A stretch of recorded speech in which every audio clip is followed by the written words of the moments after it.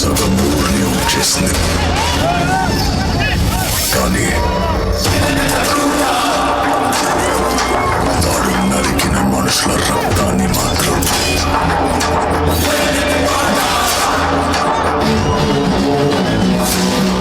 ఇప్పటికీ ఏ తుఫాను కడగలేకపోయింది. It was a freaking bloodbath. అలాంటోడు మళ్ళీ తిరిగి వస్తున్నాడు అంటే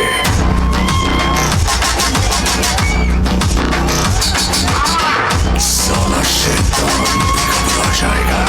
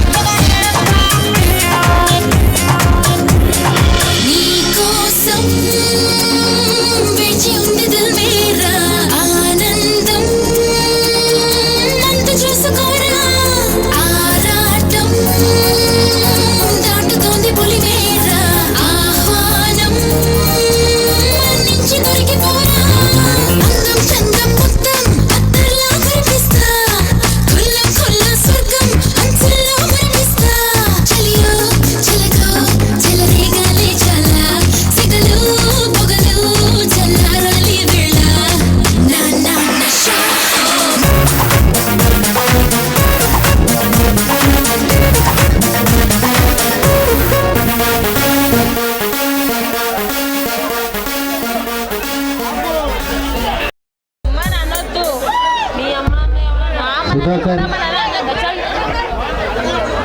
సుధాకర్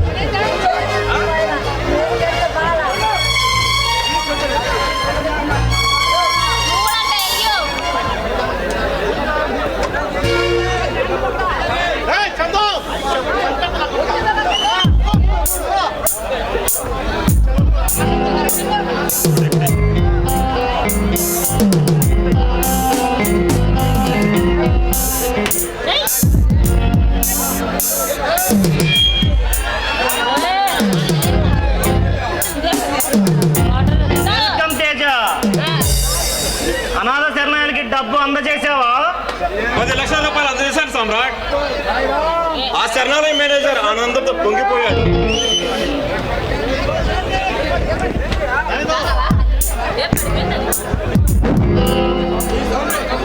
ఈ సామ్రాట్ కడగంటి చూపు తాకితే కన్నీళ్లు తరిగిపోవాలి, కష్టాలు తొలగిపోవాలి.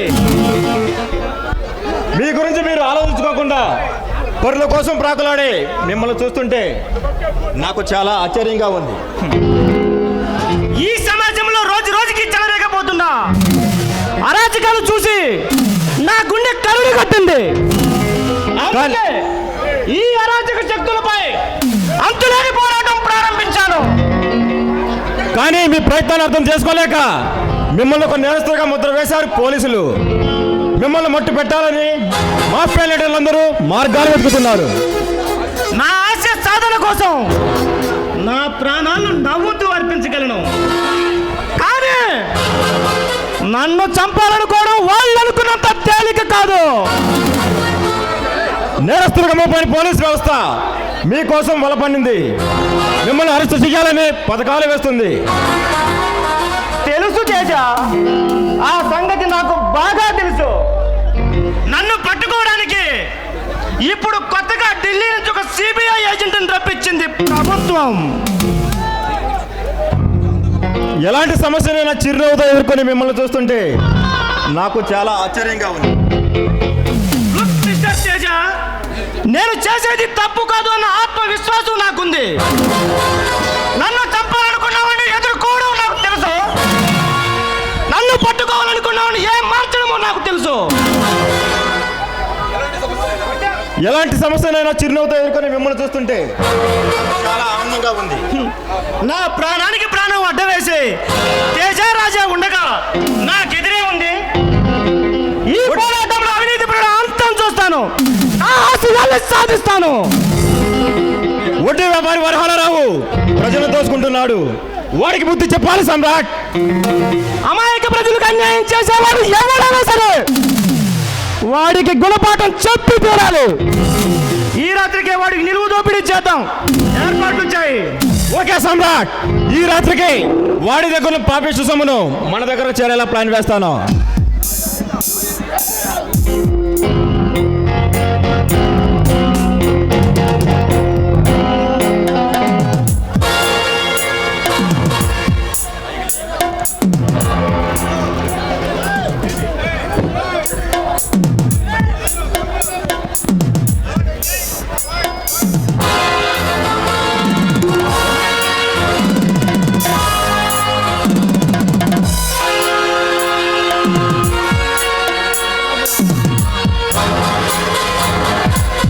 నమస్తే అన్న.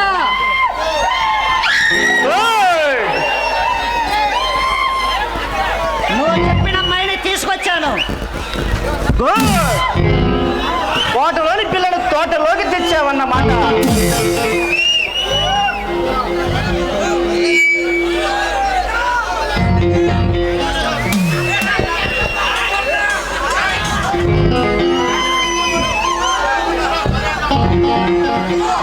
మిస్టర్, మర్యాదగా మాట్లాడు. చిలక గిలక అన్నావంటే చిక్కుల్లో పడతావు. రాజా, నువ్వు లోనికి వెళ్ళు. చిలక అంటే రోషం పొడుచుకొచ్చిందా? మరి ఏమని పిలవమంటావు బేబీ? నా పేరు బేబీ కాదు, గీత. నీ పేరు గీత అయినా నాకు మాత్రం నిశా కురిపించే ఉషారాణిలా ఉన్నావు. నేనెవరో తెలుసా? ఏం తమాషాగా ఉందా? నేనెవరో తెలుసా? మంత్రి గారి అమ్మాయిని. నువ్వు నన్ను ఇలా బలవంతంగా తీసుకొచ్చావని మా నాన్నగారికి తెలిసిందో నీ అంతు చూస్తారు. ఇప్పుడు నీ సంగతి నేను చూస్తాను, మీ నాన్న సంగతి తర్వాత ఆలోచిస్తాను. అంటే నువ్వు నన్నేం చేస్తావు?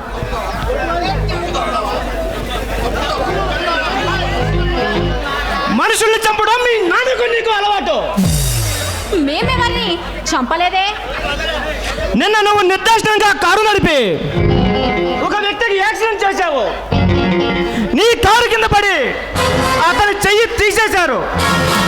అతనికి 5 లక్షల నష్టపరిహారం చెల్లించాలి. అందుకే నిన్ను ఇక్కడికి రప్పించాను.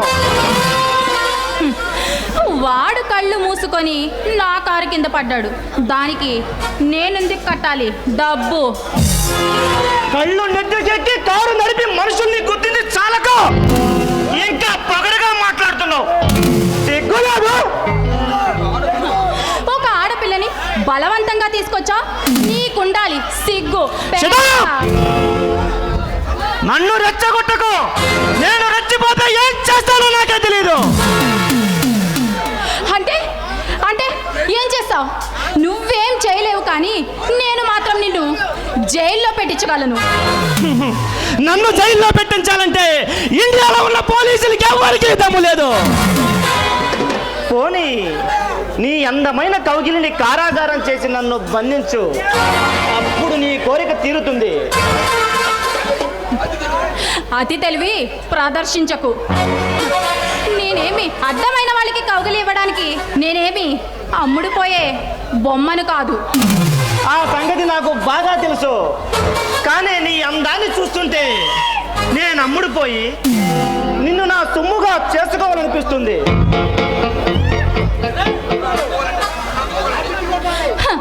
నన్ను అందుకోవాలంటే నువ్వు మరో జన్మెత్తాలి. అక్కర్లేదు, ఈ జన్మలోనే అందుకుంటాను. నీ పొగరుబోతు సొగసులని ఒకరిగా రుచి చూస్తాను.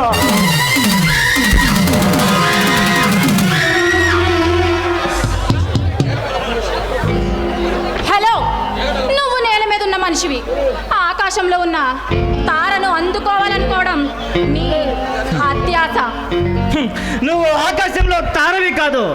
నేను అనుకున్నది సాధించలేని అసాధ్యుని కాదు. నేను తలుచుకుంటే నిన్ను ఇప్పుడే ఇక్కడే నా సొంతం చేసుకోగలను. అంటే అంటే ఇప్పుడు నువ్వు నన్ను నన్ను రేప్ చేస్తావా? నేను మనసు పడ్డ ఆడదాన్ని మగాడిలా తెగు చూపించి మొనగాడిలో మొదలాన్ని అందుకుంటాను. కానీ పశువులా ప్రవర్తించే రాక్షసుని కాదు. అంత మగాడివి అయితే బలవంతంగా నన్ను ఇక్కడికి ఎందుకు తీసుకొచ్చావు? నీ మూలంగా అవిటివాడైన వ్యక్తిని ఆదుకుంటావని నిన్ను ఇక్కడికి రప్పించాను. కానీ నిన్ను మంచిగా అడిగితే నువ్వు తలతెక్క సమాధానం చెప్తున్నావు. నువ్వు అడగగానే 5 లక్షలు ఇవ్వడానికి నేనేమి అమాయకురాలనైతే కాదు. ఆస్తిని, అందాన్ని, అహంకారాన్ని తమ్ముడిగా రంగరించుకుని శృంగార రసాది దేవతవి నువ్వు. నీ దగ్గర డబ్బు ఎలా రాబట్టాలో నాకు బాగా తెలుసు.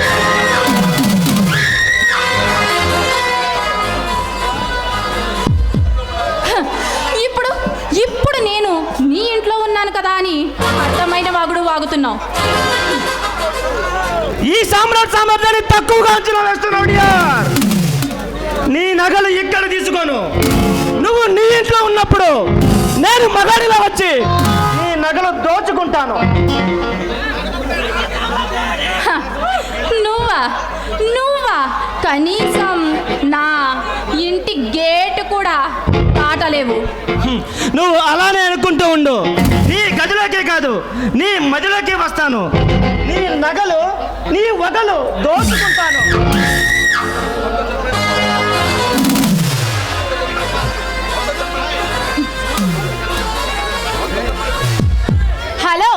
హలో మిస్టర్, నువ్వు 100 జన్మలెత్తినా అది మాత్రం జరగదు. ఈ సామ్రాట్కి సాధ్యం కాలేదు ఈ ప్రపంచంలో ఏదీ లేదు. నేను పొందాలి అనుకున్న తర్వాత అది ఆస్తైనా అందమైన దక్కి తీరాలి. ఇక నువ్వు వెళ్ళొచ్చు. హ, వెళ్ళక నీతో ఇలా నీ పెళ్ళంలా కలకాలం ఇక్కడే ఉంటా అనుకుంటున్నావా? బాయ్.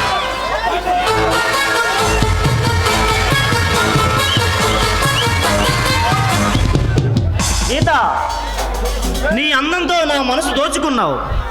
నీ పొగరుతో నా మగసిని రెచ్చగొట్టావు. నీ అందాన్ని అందుకుంటాను. ముల్లోకాలు తల్లకిందులు చేసైనా నిన్ను నా సొంతం చేసుకుంటాను.